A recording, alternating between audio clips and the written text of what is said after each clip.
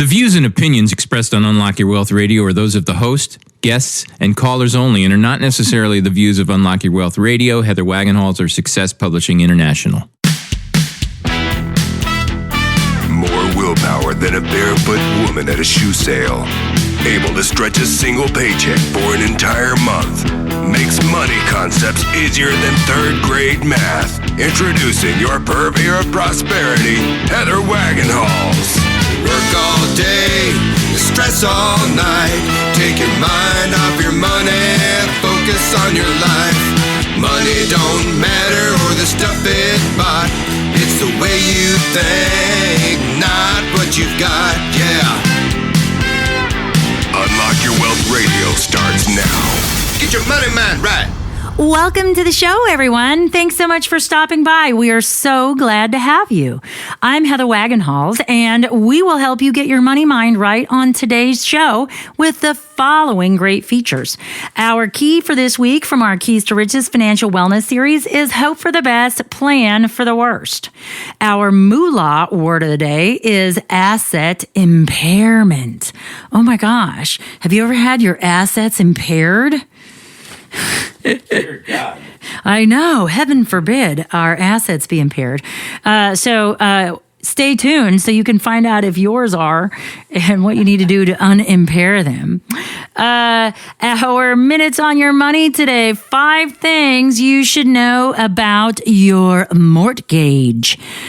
So if you have financed Sukasa, you probably want to pay attention to that. Our trivia question is always based on a previous show, and last week's show was take emotion out of the picture for the key. So our trivia question has to do with last week's key. And today's guest, I'm so excited. It's my girlfriend, my girly girl, my professional and personal cohort. Chandra Bonfiglio will be joining us.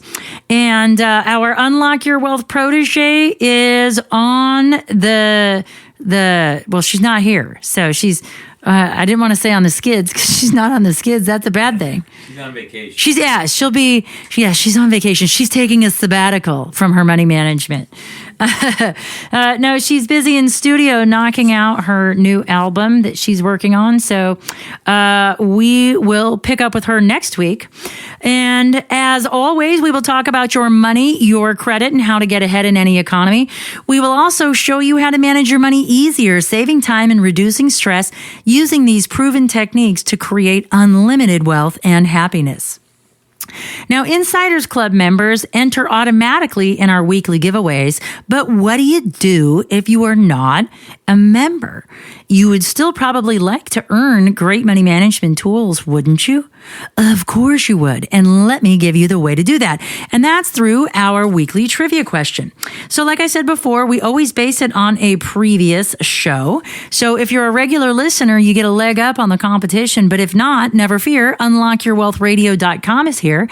And all you have to do is surf over to the website and download last week's episode and figure out what the answer is. So you almost kind of like get to be like the lazy man's way. Because if the trivia question isn't answered during the broadcast, you can still try to win because not everybody listens live. Many people listen from a podcast. So you can still win by sending in your potential right answer.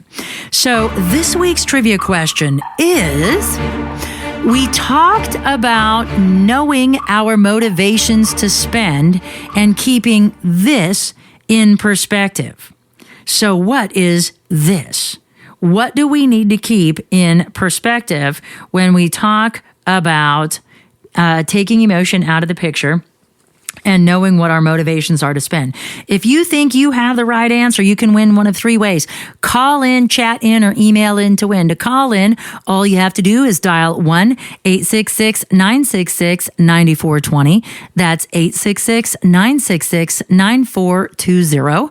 Or you can hop in the chat room if you're listening live. Hi, I'm here. Come visit. Give me your right answer. And then you can email in to win if you are listening from a podcast or a driving around and can't do either of the first two things, all you have to do is email us at trivia@uywradio.com. That's trivia@uywradio.com. Good luck. And I think that De Niro, our prosperity Poochie, is reaching up to tell me he has the right answer. What do you think, Michael? I think he does. Yay. Well, as soon as I learn how to decode your language, I'll take your potential right answer. How's that?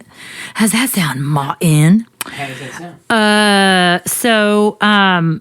We have, there we go. One more word. Come on, you can do it. Yay! That's the right answer. So if you speak Pooch, all you have to do is call in at this point because you are dialed in. So what De Niro, the Prosperity Poochie, doesn't know, but you should, are 5 things about your mortgage. So if you crack a check to your mortgage company every month, and let's say you have a fully amortized payment, which means that you pay both principal and interest on your mortgage is front-loaded. Actually, it's front-loaded no matter what, because you pay, if you're interest only, then you're paying interest only, and your payoff, all your payment goes to interest over the length of the loan. And if you are paying a fully amortized payment, you pay principal and interest. Your payment is front-loaded, so 7/8 of that payment goes to interest, and only 1/8 goes to your mortgage, your actual principal balance, the money you financed. So each time you make a payment in the beginning parts of your mortgage, you're paying more interest and less principal.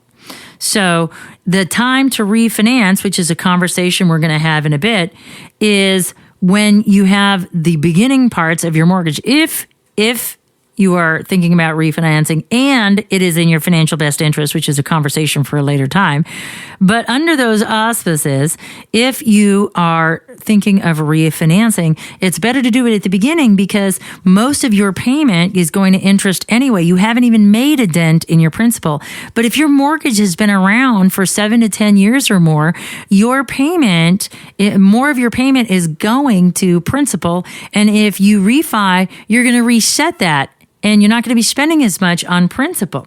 But we have a solution for that, and that is our 5th tip on our 5 things you need to know about mortgages. So I'm going to save the rest of that for later. Now, second thing you need to know, negative amortization loans are not for neophytes. That is my NNN alliteration. Negative AM loans are not for neophytes. And what I mean by that is if you are a wage earner, meaning you only make X amount of dollars an hour, and it doesn't matter what you do, whether you are a professional, a clerk, and you're filing files, or you're digging ditches, or you're flipping burgers. It doesn't matter if you flip 1 or 50 burgers. It doesn't matter if you dig 1 or 50 holes. You are still going to get the same amount of money out of that hour regardless. And that is part of the reason why negative amortization loans are not good for certain people. So if you are a salaried person, meaning you make X number of dollars no matter what you do or how much or how often you do it, then your income is fixed. You don't have the opportunity like a commissioned employee or a business owner who can go out and sell more widgets or make more money in the next pay period. And the reason why that's important is because negative amortization loans are given to people that usually have disposable income or wealth as a way to create arbitrage with the interest rate. So you borrow money, and the negative amortization means, and I'm going to use these numbers to do the math in my head as I talk. Let's say you have a 10% interest rate, okay? And a fully amortized payment, let's say, is $1,000, or your interest portion of your payment is $1,000. So if you were fully amortized, let's say your monthly mortgage payment would be like $1,100 or $1,200. Okay, and so the interest part is $1,000, and you get this payment coupon that has different amounts. So you can pay a fully amortized amount, which would be like the $1,100. You can pay interest only, which would be $1,000, or you can pay the negative amortization amount, which is like $800. Okay. And so that $200 that you're not paying in that payment is going to be added to your principal balance, which means your mortgage will go up over time and not down. Now, there is a law that says that they can't run your principal balance more than 110% of the value of the home or of the loan. So if you borrowed $100,000, you can't go over $110,000. Okay, but it will increase your mortgage balance. And most people don't know this. They're like, well, why would I pay more? I could have more in my pocket. And these types of loan products, which were out there, which were only supposed to be sold to people that have disposable income, are wealthy, or have a flexible income where they can go out and make more money if their payments go up. These loans were specifically meant for those people, as well as adjustable rate loans. And those loans were given under the, create a doc loan, no doc, or low doc loans that really put us into a financial crisis, because people who should not have been in those type of mortgage products were able to buy products or buy homes, and they were underwater to begin with because they bought them with no money down, and then they were paying a negative amortization rate. So they ended up owing more money than their original loan balance and more money than what their home was worth during the crash. So it's a specialized product. So don't let anybody sell you on the low payment and the ability to buy more home, because if it's not in line with your financial goals, it doesn't matter. 3, principal payments only make a difference in the first 7 years of your mortgage. Now, meaning if you make an extra principal payment. So let's say you pay your regular payment and then you make a principal only payment. The only time they really make a big dent for you and really save you on interest charges is in the beginning part of your loan. Because why? Because that's when most of your payment is going to interest anyway. So a principal payment then makes a big difference. Now, dovetailing on that, the 4th thing you need to know about your mortgage is that if you want to be able to whittle down that principal balance faster, you don't need a company to do biweekly mortgage payments. It's something that you can do yourself. And it's very, very simple. And you can do it each month, or you can do it at the end of the year and save the money yourself. So what essentially it does, because there's 52 weeks in a year, okay, that means that there's 26 2-week cycles. All right. But there's 4.3 weeks in a month. So if you make 26 half payments, it's actually 13 monthly payments. So that's where it comes into play. Okay. And so what happens with a biweekly mortgage payment is you take your monthly amount and these companies split it in half and you send them your payments. You send them your payments and they send your payments on to your mortgage company and they charge you a fee for doing that. But the reality of the matter is this. They're sitting on that 13th payment. They're collecting it out of each month, out of each check. And then they send it in at the end of the year. But you can whittle down your mortgage balance even faster than that. Okay, all you have to do and not have to make 2 weekly payments. If you want to do the biweekly, that's great. But all you have to do to achieve the same effect and reduce even more principal, reduce even more of your interest balance is to make a principal payment of 1/12 more of your mortgage payment. So if your mortgage payment is $1,200 a month, and this is for the easy math, 1/12 of that is $100. Okay. And so who knows what that is? Did you have some divine enlightenment with that bell? So if you take 1/12 of $1,200, that's $100. So if you add $100 each month to your monthly mortgage payment, you are achieving the same effect of creating that 13th payment but doing it monthly cuts the interest monthly as opposed to just annually with that extra 13th payment. So that's the way to do it. 1/12, and you don't have to pay any fees for that. All you have to do is do a couple of math calculations. It's pretty simple. Now, the best way, if refinancing is for you and you've had your mortgage for a while, you can save on fees and reduce your monthly mortgage payment with a little known technique called recasting instead of refinancing. Because when you refinance, you're actually going and getting a brand new mortgage. So it's a full loan determination. So they've got to pull your credit. You've got to collect bank statements. You got to have pay stubs, yada, yada, new appraisal, all that garbage, right? And it's a pain. Plus you got to pay money. And then what happens? Think about tip number 1. You've just reset your interest, So now 7/8 of your payment is going to interest. So instead of doing that, if you've had your loan for a while, maybe you've changed jobs, maybe you don't want to go through all of that paperwork and hassle. All you have to do is call your mortgage company and say, I would like to recast or re-amortize my loan.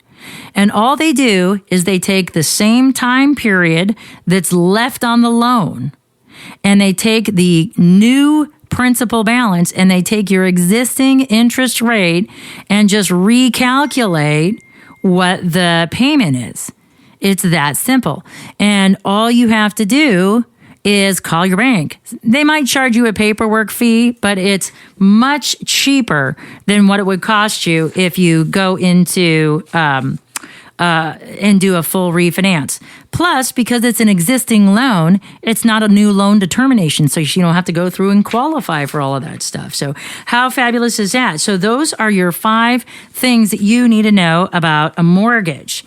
Now, I am so excited because we have C-Bond, Chandra Figlio, and our key in our Keys to Riches, which is Hope for the Best, Plan for the Worst, plus our Moolah Word of the Day coming up right after this. You're listening to Unlock Your Wealth Radio.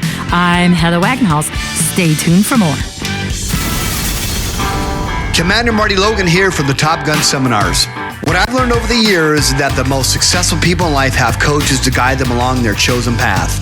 Wayne Gretzky, Michael Jordan, Tony Stewart, Tom Hopkins, Kathy Colby all had coaches. Whether it was their father, someone else's father, or another person who helped them to shape their desires into an achievable path to success with a system of accountability where quitting was the only way to fail. Each of these people had someone who didn't see them as they first were, but as the person inside they knew they could easily become.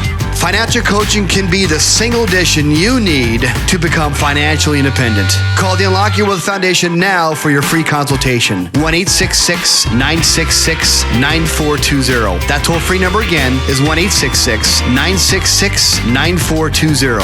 Or visit us on the web at www.unlockyourwealth.com. I'm Heather Wagenhals. Too much month left over at the end of the money? Tired of paying off debt again like a slave? Then tune in to my 1-minute update on Fort Myers Beach Radio for your morning cup of money motivation. And for more tips, visit crackingyourmoneycode.com. Looking to take your game to the next level? Maybe you're restless and not sure what to do next in your life? If networking to elevate yourself, looking for inspiration, or being somewhere in between relaxing and making it happen, then the Women of Change Cruise is for you. Join a team of elite women who will take your game to the next level or help you find your game while surrounding yourself with welcoming, accepting women who will affirm, motivate, and inspire you to live your best life starting now. Space is limited. Surf over now and be a part of women just like you who refuse to settle for less and are looking to get more out of this lifetime. The Women of Change phenomenon. Leave your own mark on the world. For more information about the Women of Change cruise and upcoming events, please visit our website at womenofchange.org. Greenback is your neighborhood lender for auto title loans. We offer fast and easy cash title loans for cars, trucks, and motorcycles. Keep your car with title loans from $100 to $50,000. There are no year or mileage limits at Greenback, and we offer the cheapest rates in Arizona, guaranteed. For more information, visit greenbacktitleloans.com or call 480-926-6666.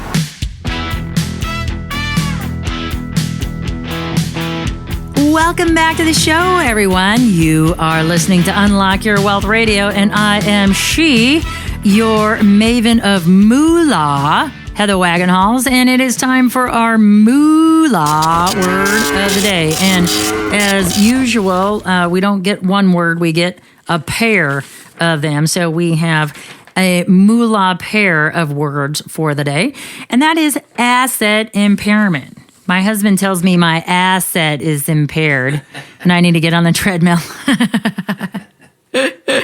But perhaps your assets may be impaired in a different way, because an asset impairment is an unexpected or sudden decline. Yeah, my asset is declining over the years.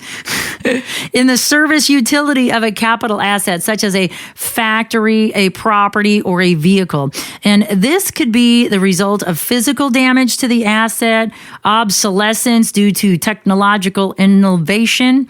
And an example of obsolescence is a home that was built like in the 20s, and it was like 4-bedroom, 1 bath. Like 1 bath. Yeah, 4 bedrooms, 1 bath. That's obsolete. So that's what obsolescence is.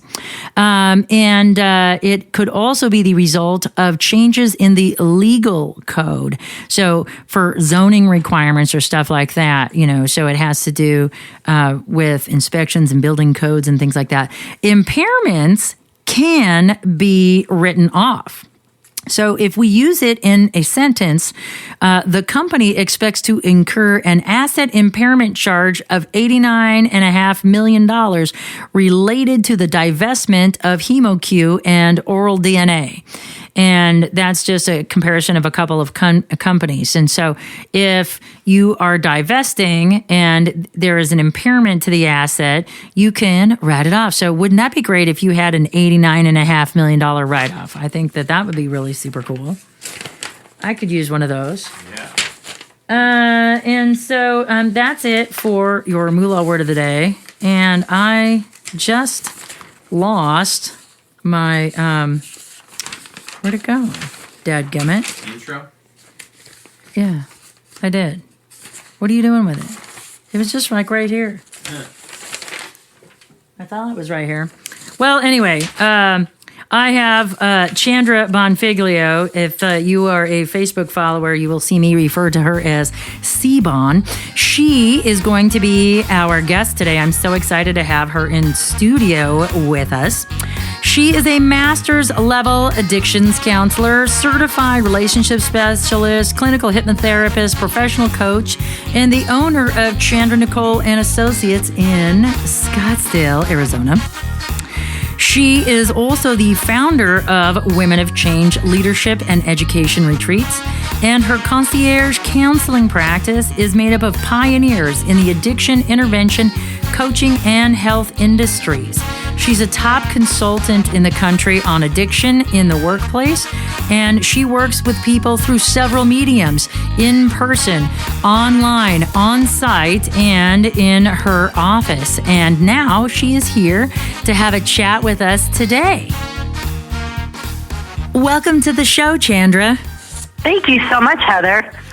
It's so fun having my friend and a colleague and now a guest on my radio show talking about something that is so near and dear to us, because we spend most of our waking hours working with folks helping to overcome spending addictions. Absolutely. We are a perfect partnership. Heather, it's amazing. They estimate today, the Journal of Consumer Research, that 25 million Americans, that's close to 8.9% of Americans, have a compulsive shopping spending issue. And with that, what's even more interesting, we always think it's women who are shopping. Women want new shoes, women want new purses. It's equal. It's 50-50. Men and women are both compulsive shoppers and spenders. Well, go ahead, Heather. Well, at 8.9%, isn't that almost the rate of depression in America too? Well, I think it's a little higher. That's about the rate of people who go to get help for depression. And shopping is one of those depressive triggers. People get depressed and they decide that they're going to shop. They're going to shop their way out of their depression, but it just leads them to a darker and darker black hole. And today, when it comes to relationships, money is the number one reason why people get divorced. And we come to the table with so many issues, and we would rather talk about previous sexual partners than how we view money and what money means to us and the experiences we had growing up with money. Absolutely. I always ask clients who come in the same question. Tell me about your financial intimacy. And they look at me like, what? Well, if you can't be financially intimate, this relationship's not going to go very far. You have to be honest. It can't be sticking the shopping bags underneath the bed hoping that he never finds it, or going to the golf club and buying new golf clubs and never telling her, oh, by the way, I just spent $1,000 on new golf clubs. Has to just be very open, very honest for a great relationship to continue. Yeah, I would totally get caught because my husband does all the laundry. So I wouldn't be able to get away with that. I could hide the bags, but he'd still find the clothes. What's this? I was raised in North Scottsdale. I've been here for, I'm not going to say how many years, but you'll know how old I am. And since we're the same age, I'm not going to tell all of your listeners that age. I was raised, in North Scottsdale in a wonderful, wonderful area. My dad was very successful. And my mom taught me at a very young age, when we would go shopping, stick those bags underneath your bed. Your father's on his way home. So I was just raised in that environment that spending money and spending too much money, even if you can afford it, was bad. So I can see how my spending changed over the years. And I could see how easy, based on how we are taught as a young person about money, how, it can just keep going, especially when you live in an area that's very affluent and it's about what you look like, what bag you carry, what shoes you wear, kind of car you drive. It could just become more and more and more and more, and more is not enough. But what's really interesting, Heather, it's not only spending with people who can afford it that's an issue. It's spending with people who can't afford it. There is no difference in the socioeconomic makeup of somebody who has a spending or a compulsive addiction. Addiction is addiction. It just happens in every socioeconomic group. Now, since you brought up your own personal story about the spending, did it change for you when you were spending your money versus parents' money? Well, absolutely. I love to tell this story when people ask me to speak about spending addiction. When I was in my 20s, when I first started working, and I was living with my parents still, because I was lucky enough that my parents allowed that to happen. And I am Italian, so, you either leave in a veil or a coffin, that's the Italian way. And it was nothing for me on a Friday to get my paycheck and buy one handbag with my paycheck and one martini, and by 7 p.m. all my money was gone, because I had a safe place to fall, and I never thought about what tomorrow was going to bring. Well, suddenly when I had that great gift of owning a home and realized that I was going to have to start buying my own car and the expenses associated with that all changed. So I had to, learn the reality of, all the things that aren't fun. Putting tires in a car is not fun. And it made me definitely change the way that I looked at money. It was hard. It was a real difficult change, but I still see it. I see it every day walking into my office. I see it every day, and this still blows my mind. The average credit card debt in the United States is close to $10,000. And I think for me personally now, I understand how it can happen, but I would never want to be in that place again. Yes, I agree with you, because when, I came from a different background. I grew up on the far side of town, on the west side in Peoria here in Arizona. And, we didn't have anything. A lot of my friends, they all had money because they were all farmers and ranchers. And so they came from wealth. And I felt like, oh, okay, well, I wanted to have that too. And so when I got out into the workforce, I just started blowing everything I could to look the part, because I thought it was more important that I looked the part. And so I would finance my Ferragamos. And I figured I can make the minimum payment. So that must be, I'm good, right? I'm good. But, back then, because we're in a generation that didn't have all of these credit card laws that we do now. And you could make a minimum payment that didn't cover your interest for that month. So now you're paying interest on interest, and then you could be paying interest on interest, and then on over limit fees, because it would push you up over your limit, and you weren't even making a dent in your debt back then. And I remember I had an overwhelming amount, but I thought it was cool because, hey, I'm a stockbroker, I'm rocking it, Gordon Gekko, greed is good. And I just thought that's the way all rich people lived, is they maxed out their credit cards, and perhaps they did, but I didn't know that they paid them off every month. I'm like, no. What was interesting was that you said what you just said about buying all those different things. I grew up with everything, and my parents paid off their American Express because they don't have credit cards every single month. And for me, it was just tons of credit cards, and if you have checks, you must have money. And I never thought about the outcome. I never thought about it was all about acquiring things. And in my 20s, like with most addiction, you do things to take on some kind of pain, something that's missing. And they say that addiction is bound. It's a Latin term that means you're enslaved by it. And I think that anyone who's suffered from addiction can understand that enslaving by it. And with addiction comes that powerful influence in the brain where you crave for an option of addiction. You crave to go shopping. I have that man that comes into my office often, and he says to me, 3 months ago, I bought a new car. But when I buy the next one, now keep in mind his car is only 3 months old, I'm going to make sure that I get this, this, and this on it. So whatever you have is never good enough. So you're craving for that additional better piece when you're dealing with shopping addiction, and you lose control over it. Your credit cards get too high. You can't pay them. You're deciding to pay your credit cards and you're not paying your mortgage. You can't afford that expensive car that you just leased because you can't buy it. And you continue doing all of this, even though you know the consequences are bad, but you keep doing it. And it just has a bigger and bigger tolerance. Much like drugs and alcohol, your tolerance gets greater and greater, so you keep buying more and more expensive things. Or you could even be a bargain shopper where you have to have more bargains. It's still that desire to leave everything that you have to do every single day to have that great escape. Drugs and alcohol, great escape.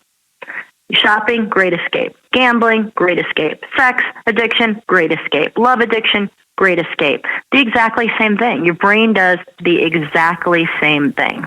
Well, what I thought was interesting, because we do brain-based financial literacy here on the radio show, and we talk about the physiological effects that actually govern our behavior and how it floats, under the conscious level.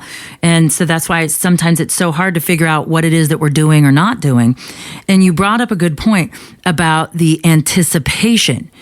And the anticipation is almost better than the actual addiction itself, whether it be that new dress or stuff, because after a while that it wears off, but it's the craving that we get hooked on, the physiological drive. The brain registers all pleasures in the same way.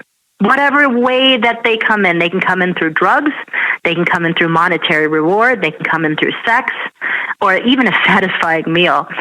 The brain, has that distinct place that it could just measure pleasure. It measures that pleasure, and with that release of dopamine, it just goes bang on that reward center, and you just get that immediate high. And there's so many different types of compulsive spending, and the behaviors are the same. It is that same high, that same low that makes you have to go back to the mall, back to the car dealership, back to the dollar store for more bargains. It is still the same thing. Your brain that dopamine center goes, yeah, that was fantastic. And it's just never enough. I know. I know. I'll do well. I'm pretty good about the addiction portion of it, and I've gotten much more disciplined and regimented in my behavior as I've gotten older. When we get back from the break, I want you to talk about the different types of compulsive spending. You are listening to Chandra Bonfiglio on Unlock Your Wealth Radio with Heather Wagenhals, and we'll be right back with more coming up after this. Commander Marty Logan here from the Top Gun Seminars. What I've learned over the years is that the most successful people in life have coaches to guide them along their chosen path. Wayne Gretzky, Michael Jordan, Tony Stewart, Tom Hopkins, Kathy Colby all had coaches. Whether it was their father, someone else's father, or another person who helped them to shape their desires into an achievable path to success with a system of accountability where quitting was the only way to fail. Each of these people had someone who didn't see them as they first were, but as the person inside they knew they could easily become. Financial coaching can be the single addition you need to become financially independent. Call the Unlock Your Wealth Foundation now for your free consultation. 1-866-966-9420. That toll-free number again is 1-866-966-9420. Or visit us on the web at www.unlockyourwealth.com. I'm Heather Wagenhals. Too much month left over at the end of the money? Tired of paying off debt again like a slave? Then tune in to my 1-minute update on Fort Myers Beach Radio for your morning cup of money motivation. And for more tips, visit crackingyourmoneycode.com. Looking to take your game to the next level? Maybe you're restless and not sure what to do next in your life? If networking to elevate yourself, looking for inspiration, or being somewhere in between relaxing and making it happen, then the Women of Change Cruise is for you. Join a team of elite women who will take your game to the next level or help you find your game while surrounding yourself with welcoming, accepting women who will affirm, motivate, and inspire you to live your best life starting now. Space is limited. Surf over now and be a part of women just like you who refuse to settle for less and are looking to get more out of this lifetime. The Women of Change phenomenon.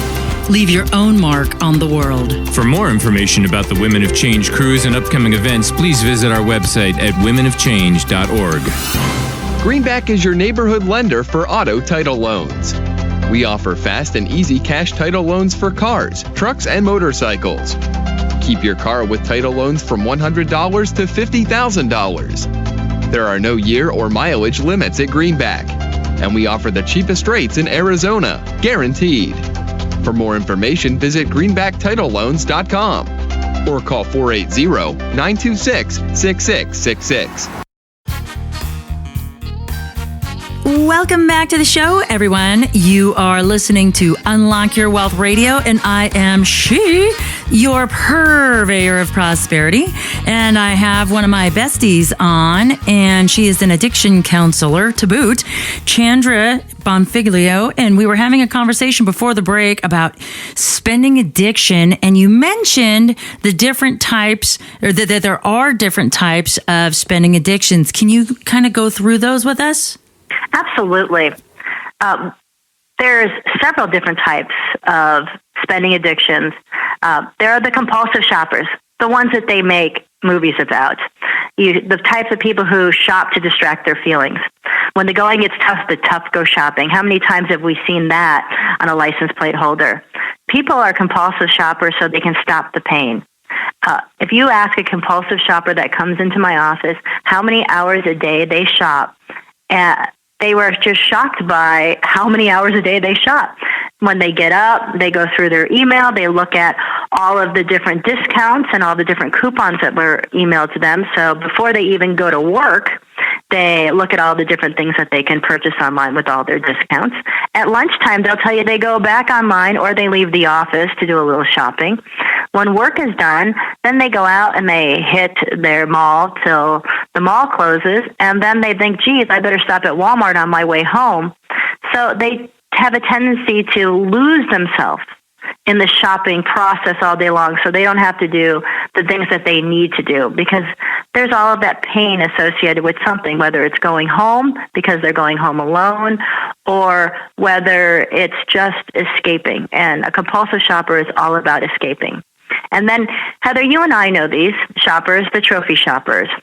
They find the perfect accessory for every single outfit. Mm-hmm. Okay, how many times have you and I been labeled the trophy shopper? In your case, the trophy wife, my dear, beautiful Heather. Yes, but my husband is the one who adorns me, fortunately, so I don't have to spend my money on clothes anymore. Yes, well, you're very lucky, and he is a wonderful man, and you are very, very blessed. But those trophy shoppers, they want the best. They want the high-class items. They want the big names. And as I said to you, it was my example of me in my 20s. It was the one Chanel handbag and the one martini on Friday after work, and by 7, my paycheck was gone. And you better not wear that purse out of season either. Exactly. Well, it's black. It goes anytime. But it's that payday, already knowing where you're going to spend your money, and always wanting the best. That's it, and you'll do whatever you need to do to get the best. And then there's those image shoppers. You and I, everybody knows them.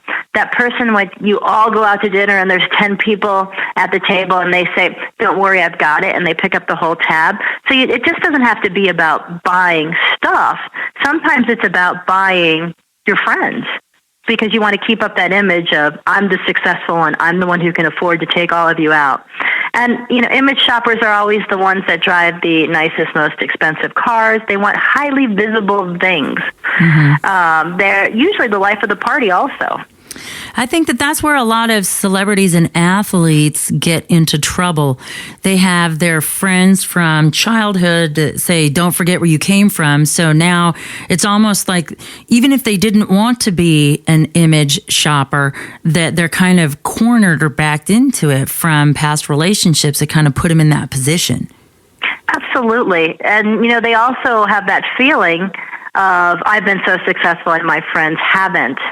So, they have that guilt that they carry with them, too.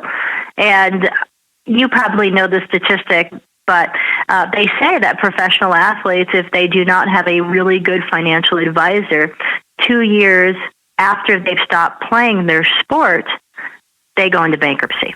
Yeah, if they even make it that far. Right, and so, they're so busy trying to keep the image up, trying to stay out of that guilt place because they've been so successful also. You're very, very right. And then, there's your bargain shoppers. They buy stuff they don't need just because it's a good deal. And I had one of those experiences this weekend. I went over to Tuesday morning because somebody told me that they had 75% off 1,000 thread sheets on sale. So I'm like, well, let me go check these out. And I went to the store looking for one thing. I wanted to check out these 1,000 thread sheets that were 75% off. Well, there was a couple that was in the bargaining room, and I overheard them. Everything was marked down in this one room at Tuesday morning. And I started to giggle because there was a couple that said, oh my gosh, there's 3 napkins. They're such a bargain. They're 99 cents. And the wife says, but we have 4 people in our family. But they're a really good deal, so they threw it in their cart, even though they'll probably never use them because they don't have a set, but they were a really good deal. And then they went to the next aisle. If that wasn't a married couple, then I would say that was my mother there, because she does that. Oh, there you go. And then they went to another aisle, and because I'm an addiction counselor, sometimes I just like to hear the conversations. Oh, yeah, observe. Exactly. So they went to the other aisle, and they found these blue towels. I have to admit, they were the ugliest blue towels I think I've ever seen. But they found these blue towels, and they were such a bargain. And the husband said, wow, you remember how we said we thought we might change the paint color in the bathroom to blue? And she said, yeah, we may do that. He said, well, we better buy these towels just in case we do. Oh, so he's just as guilty. His hands are dirtier than hers. Absolutely. It's kind of like when you go to the store and you go to that rack where everything's 75% off and you put on that dress that's, 2 sizes too small, and you think, well, one day I might wear it, so I better buy it because it's 75% off, and it sits in the closet and it sits in the closet and it never gets worn. Exactly same thing. So if they don't paint that bathroom blue, it's just going to sit and sit and sit. Yeah, or it's just going to encourage them to go out and paint that bathroom blue, whether or not they can afford it, so it can match the towels. It's kind of a cart before the horse sort of thing. That totally reminds me of the money management concepts that I was taught growing up, which are very different from yours because we didn't have any money. But if something was on sale or it was a bargain, you were morally obligated to acquire that item. It didn't matter if you would ever use it. I mean, maybe I would paint the bathroom, but who cares? Even if I didn't, I should still have these blue towels, would be the mentality. If I had 20 already back at home, still in original packaging, I should probably still get this item item because it's a bargain. And Absolutely. And if I have to spend, $30 in gas to save $5 on towels, gosh darn it, I better make that happen. And my mom's like a hoarder. I should pitch her for that TV show. Well, I see a ton of it, and people bargain shop at all different levels, because what's a bargain to someone would be something at the dollar store, or a bargain to someone else may be something at a sports store or at the golf club. They just keep acquiring that bargain, whatever in their mind is a bargain. Oh, yeah, it's completely subjective. Absolutely. And then you and I know these other shoppers. They're the codependent shoppers. They shop to gain love and approval. They're your gift givers. How many times have you had people that have just bought you these gifts out of the blue and you're like, whoa, thank you so much. They have that, what I call the I love you gifts, because of their insecurity. So even though you say to them, you're my wonderful friend, thank you so much for your friendship, that's still not enough for them. They have to show you how much they love and care about you. So in their mind, they think, I can spend all of this money because I'm giving it to somebody that I love. Right. It doesn't count if I don't keep it. Exactly. I'm giving it away to someone who's very good to me, and I want them to see how much I love them. That's why I have so many freaking tchotchkes. Because from all my friends and people who are codependent shoppers, they just like, I wanted to get you this, and this. And I'm like, oh, thank you. But you said that we were going to get together and celebrate my birthday. It didn't have to have a gift, but they always feel as though they have to buy you something, because their love is not enough in their mind, because they're insecure. Yeah. And I guess every time you get a new gift, you're like, oh, there's somebody that fell off the wagon. We need to get you back in. Exactly. And so then you have your bulimic shoppers. We've all had these in our lives. You're buy and return. It's, the brain does the same thing as bulimia when you're with your bulimic shoppers. So have you been to the store and you're like, I just have to run in and get one thing. You run in and get one thing, and there's the person in front of you with the 7 receipts and piles of product on the counter, and they're trying to return all stuff. So it's that back and forth and back and forth. Well, let me look at, this receipt and that receipt and this receipt, because they have to shop and then they have to return. So yeah. I'm sure you've had that experience too. And that's the one that I don't get. Like, why would you even get the item if you're never going to use it? To take it back, just to take it back. It's just seems part like of such the a waste. escape process. I'm going to buy everything that I possibly can at this store, and then I'm going to decide what I want to keep and what I don't want to keep. And oftentimes you see that bulimic shopper return every single thing except for one thing that was on those 7 receipts. Because sometimes they just get that guilt feeling also when they get home and they realize I can't afford anything. So they're the ones who go back, and then they usually, at that same trip, buy 10 more things. It's just part of the process for them. So, and then go ahead, I'm sorry. Oh, no, go ahead. Keep going. Let's get our list out first, because it's a question that's going to take you in another direction. And then there's the collector shoppers. They have to complete all of the sets of everything. They have to have all of the different ones, the different colors, the same style of clothing. For instance, the woman who has to have all of the Christmas villages for their Christmas display. Or the person that goes in to buy a pair of shoes. They like the shoes, so they say, I want them in every color. Or I love these pants. What other colors do I come in? Because I'm just going to buy all of them. Because they just have to collect the whole set. Well, you'd be incomplete if you didn't. Well, absolutely. Go ahead, Heather. Well, I'm sitting here thinking about all these different types of shoppers, and I'm certain that our listeners are probably going, oh, they named me, or oh, they named my friend, because if it's as prevalent as 9% or almost 9% of our population, then, 1 in every 10 people is going to have this problem, and maybe more if you're one of those people, because birds of a feather flock together. And so we've got all these different types of personalities coming together with these spending addictions. Is what's the answer to coming to terms with it? Because, ideally, until we accept the fact that we have a problem, we can't make a move to correct it. So how do we come to terms with this? At what point do we say, okay, enough's enough and I need to make a change? Well, I like to start with just a standard shopping addiction test. So I like people to go over just the basics and ask themselves the basic questions.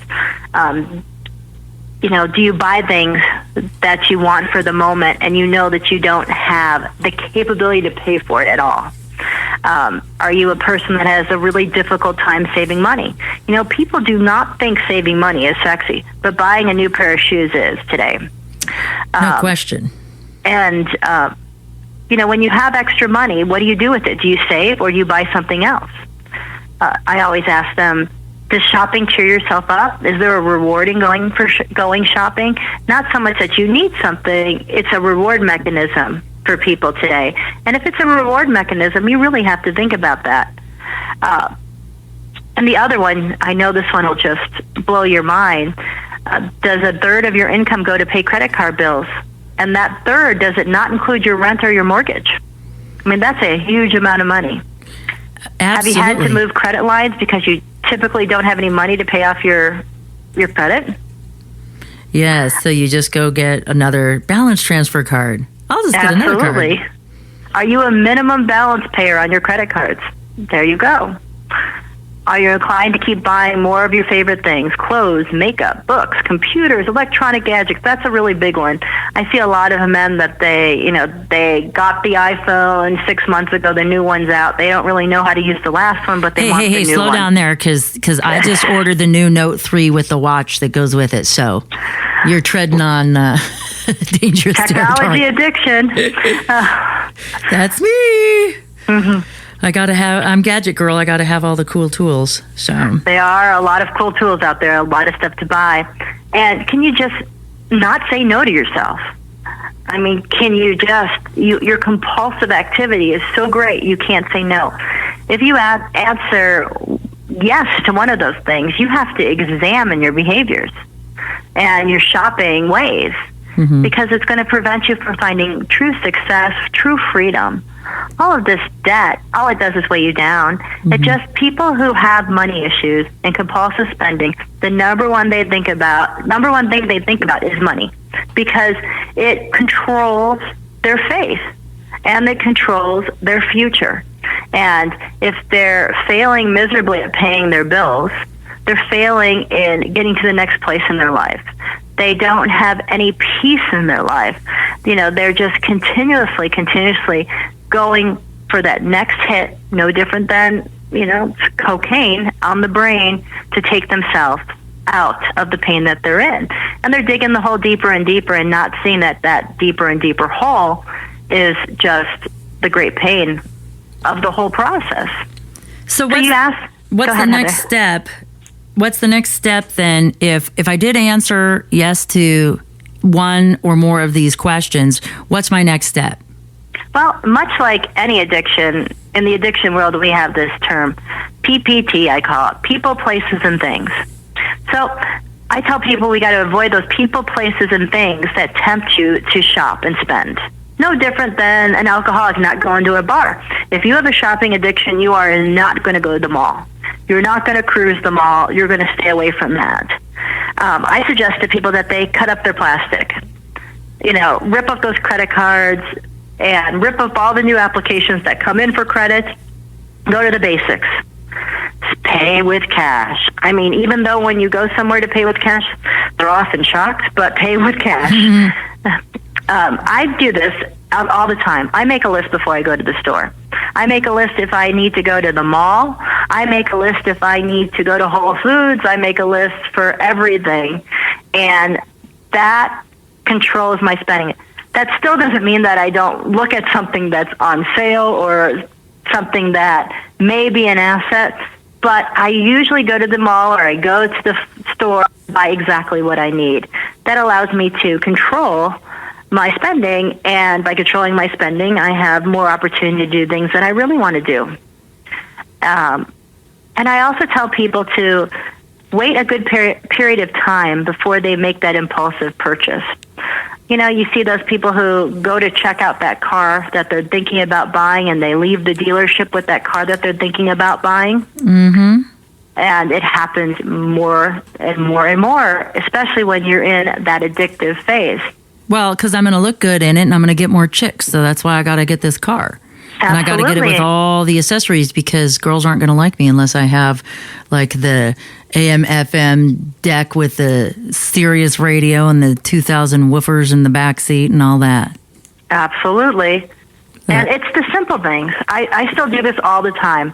I ask myself, do I need this or do I just want it?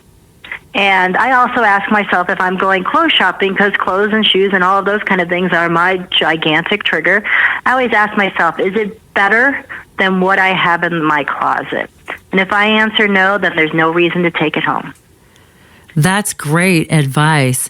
Now, I want to switch gears a minute with you because, well, first we've been talking about spending, and now we want to talk about making people spend. But let's talk about this movement that we've kind of started with Women of Change and what we're doing with our inaugural cruise coming up in January. Tell everybody what Women of Change is and what our mission is and what we're doing with it. Thanks, Heather. Women of Change is an amazing, amazing project, and I'm so grateful that so many fantastic women have come together. You've come to the table. Melissa Thornburg from Sober Way has come to the table. A lot of different people in the health, financial world, the counseling world have all come together. They're all leaders in their walk, and we're coming together to start this movement called Women of Change Movement. It's an educational retreat program that we're going to be doing 4 times a year, plus we're going to have online educational components too that help women become the great leaders that they are already in the process of becoming. It's an opportunity for us to all come together, learn from each other, and grow and build an incredible network throughout the country and eventually throughout the world. So let's talk about what we've got planned for this upcoming cruise. If someone wanted to go to one of these personal development workshops, what's it going to be like for the individual? Well, this one's going to be fantastic. We are leaving on January 24th, returning on January 28th out of Los Angeles on Princess Cruises. We are going to be having lots of fun, and it will only be women that we will be together with. And we're going to have educational seminars while we're there on wonderful topics, everything from your great love life to your health to integrated care to your financials. We're going to be having wonderful times for us to enjoy each other's company. We're going to talk about different causes and what it really means to give back to the community today. I'm so excited that you asked me to be a part of the Women of Change movement. And I'm just so thrilled that we have all these awesome projects on the table. If folks are interested in learning more about Women of Change, or if they think that they may have an addiction and might need some help, how can folks get a hold of you for counseling and coaching? Thank you so much. They can go on my website, www.chandra, Chandra, Nicole, Nicole.net. And there's a lot of different information there about all of our different programs and also the information on Women of Change. We will be releasing more and more information, so make sure that you sign up for our newsletter. And please come. We're looking for people who want to find peace, want to find change, and want to lead in the next coming years, because this is a time for women to really move to a new level. It's our time, definitely. And this is about looking in the mirror every single day and being able to say to yourself, it's my time. And we want women to feel like it's my time so that they can do great things. Well, it definitely is our time, and I'm looking so forward to participating. Thank you so much for being on the show today. And for those of you who are driving around without a pencil, never fear. UnlockYourWealthRadio.com is here, where you can visit Chandra's show page and find the links to Women of Change and all of her great counseling services she provides. Stay tuned. We have so much more coming up on Unlock Your Wealth Radio. We'll be right back after this. Commander Marty Logan here from the Top Gun Seminars. What I've learned over the years is that the most successful people in life have coaches to guide them along their chosen path. Wayne Gretzky, Michael Jordan, Tony Stewart, Tom Hopkins, Kathy Colby all had coaches, whether it was their father, someone else's father, or another person who helped them to shape their desires into an achievable path to success with a system of accountability where quitting was the only way to fail. Each of these people had someone who didn't see them as they first were, but as the person inside they knew they could easily become. Financial coaching can be the single addition you need to become financially independent. Call the Unlock Your Wealth Foundation now for your free consultation. 1-866-966-9420. That toll-free number again is 1-866-966-9420. Or visit us on the web at www.unlockyourwealth.com. I'm Heather Wagenhals. Too much month left over at the end of the money? Tired of paying off debt again like a slave? Then tune in to my 1-minute update on Fort Myers Beach Radio for your morning cup of money motivation. And for more tips, visit crackingyourmoneycode.com. Looking to take your game to the next level? Maybe you're restless and not sure what to do next in your life? If networking to elevate yourself, looking for inspiration, or being somewhere in between relaxing and making it happen, then the Women of Change Cruise is for you. Join a team of elite women who will take your game to the next level or help you find your game while surrounding yourself with welcoming, accepting women who will affirm, motivate, and inspire you to live your best life starting now. Space is limited. Surf over now and be a part of women just like you who refuse to settle for less and are looking to get more out of this lifetime. The Women of Change phenomenon. Leave your own mark on the world. For more information about the Women of Change cruise and upcoming events, please visit our website at womenofchange.org. Greenback is your neighborhood lender for auto title loans. We offer fast and easy cash title loans for cars, trucks, and motorcycles. Keep your car with title loans from $100 to $50,000. There are no year or mileage limits at Greenback, and we offer the cheapest rates in Arizona, guaranteed. For more information, visit greenbacktitleloans.com or call 480-926-6666. Welcome back to the show, everyone. You are listening to Unlock Your Wealth Radio, and I am Heather Wagenhals, your purveyor of prosperity. And it is that time again for our keys to riches. And our Unlock Your Wealth protege is off this week, and we will revisit with her next week as we learn how she is progressing through her financial literacy program. This week's key is hope for the best, plan for the worst. Now, for those of you joining us for the first time, welcome to the broadcast. The Keys to Riches is a baker's dozen of financial concepts that not only teach you how to think like the rich and be in control of your own money, it also gives you specific techniques to create or fix your credit, eliminate debt, save and invest, building wealth while transforming your current financial habits into healthy money management skills. So this week's key is hope for the best, plan for the worst. And the reason why this key is so important, it's because we talk about the brain and how it functions all the time and what gets in the way of effective decision making. And our number one paralyzer is fear.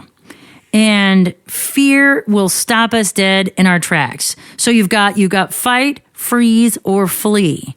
And sometimes we get stuck in the freeze. We get paralyzed, or we run, we flee, but we flee from the actual event itself and never address it. And that creates significant consequences for it. We can't generate the outcomes we truly desire if we are running from our problems, because what we resist persists. The only way to move forward is to address what it is that we're afraid of. We're only born with two fears. That is the fear of falling and the fear of loud noises.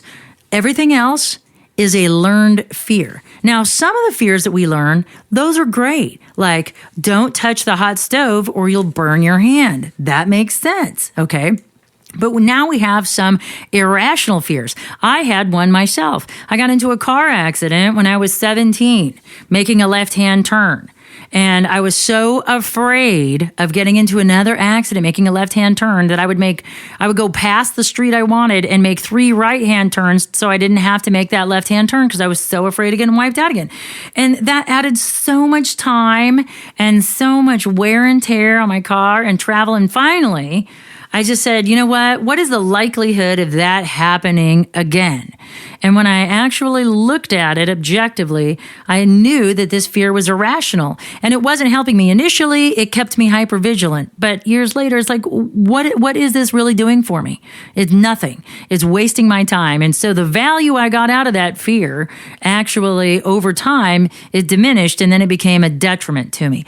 And that's what happens to us is we get paralyzed and we don't want to think about things that could financially destroy us or change things. Now, what we need to do is face our fears. That's the only way that we can ever overcome them. And another thing that we want to do is we want to face our fears and not just overcome them, but we need to, because of the way the brain is set up, rehearse strategies so we can keep from making those poor choices again. Okay. And when we get emotionally engaged in the subject, and we're going to talk about some pretty big financial fears here coming up. This isn't just about impulse spending, but when we talk about financial fears, and one of the things that happens when we engage our emotions, we have a big hormone dump. And what do we know about the brain? Well, when we dump adrenaline, it shuts off blood flow to our logic brain, and we can't even make logic decisions if we want to because it's pushing blood to our extremities so we can either fight or run away. And so when that happens, we can't be rational or reasonable. And when our logic brain that can think us out of a situation can't function, we can only default to our training. There's no such thing as rising to the occasion. It's a complete default to the training. And so here's what you need to address instead of saying, I'm not going to think about that, because I want to stay focused on things. I don't want to think about negative things because I'll bring them about. But what we want to do is we want to address what would happen if. And here are some financial fears you need to look at. Job loss, unexpected pregnancy, death of an income-producing spouse, having a child diagnosed as special needs, having to take on the care of an indigent parent. What if your income-producing spouse has a disability? What happens when we have these financial plans come out? I remember having a conversation with my editor about this when we were going through this section of the book, Cracking Your Money Code. And we were talking about the care of an indigent parent. And he said, absolutely no way is my mother-in-law moving in. And I said, is that a plan that you and your wife generated together? Or is that what you're going to tell her when you go to impose her will when she's sad that her parent has Alzheimer or dementia? And he just looked at me like a deer in the headlights. And I caught him off guard with this. And it's true. We think we know what we would do. And okay, so, it might be the realistic thing to do because your wife probably doesn't want to take care of her mother either. But if you come at her while she's having a hormone dump of, oh my God, my mom's been diagnosed and I got to take care of her, and you come at her with your ultimatum and you just legislate, from on high without actually having an intellectual debate about it, she's obviously going to force the issue and she's going to respond because every action has an equal and opposite reaction. And so she's going to say, oh, yes, she is. And that might not even be what she wants, to have, her mother come and live with her. But she's going to be responding to you. And it's only because her natural instinct is going to kick in when her brain can't be logical, saying, yeah, honey, I know you're right. Of course not. She can't be logical when she's upset about her mom. So she's going to fight you on that. So these are things that we have to think about. We have to sit down and we have to figure out what is going to be the best course of action. And we have to do this when we're not emotionally engaged in it. So the way we can create a plan, because now we know what can happen without a plan, and so he was like, nuts, I'm going to have to go have this conversation. And I'm like, yeah, most people don't think about it. They talk about like life insurance, what to pass on to their kids, but simple things like that, it's not so much who dies, that creates financial ramifications too, but it's like who gets, who gets disabled or impaired to the ability that they're still around but can't contribute to offset their expense. How are you going to handle that? What is your plan? And people say, I don't want to think about that. And of course we don't.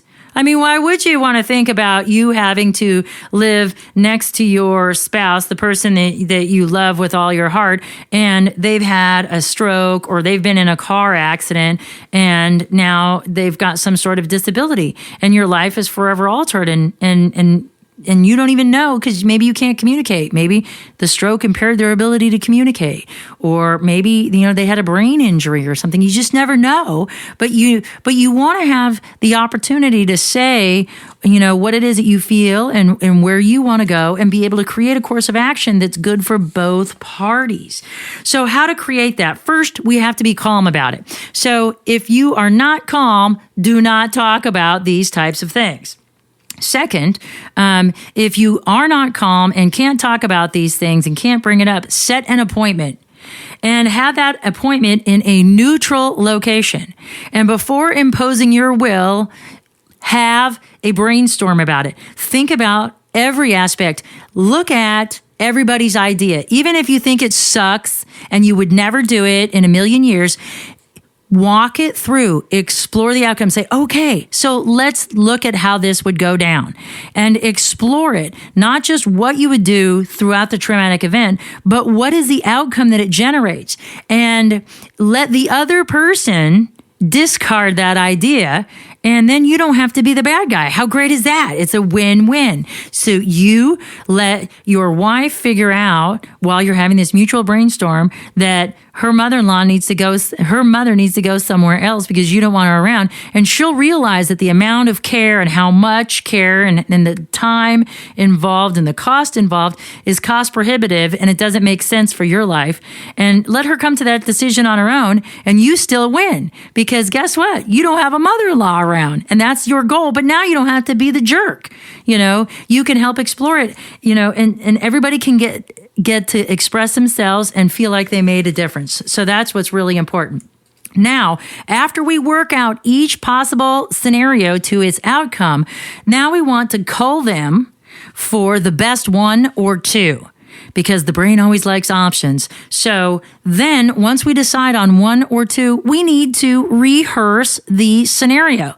It sounds silly, but you want to role play it. Imagine you getting that phone call. Imagine something's wrong, or you have an unexpected pregnancy and you already have 4 kids as it is, and you get that phone call. So you want to be able to plan and rehearse the outcome and rehearse your chosen behaviors so you have it in, because once again, when the hormones start dumping, it won't be an option for you because you can't access your logic brain and create it on the fly. So it's just like a fire drill. You practice your fire drills how many times? Why do you think you do that? You're like, I already know when the bell rings, I got to walk out. But they make you do it. Why? Because they're trying to create muscle memory, because they need to get it into your first and second brain, your survival brain and your emotional brain. So it happens on autopilot. So many people in the World Trade Center died because they really thought it was just another drill. That didn't have to happen. And these financial crises and potential marital and family turmoil doesn't have to happen if you address those financial concerns up front.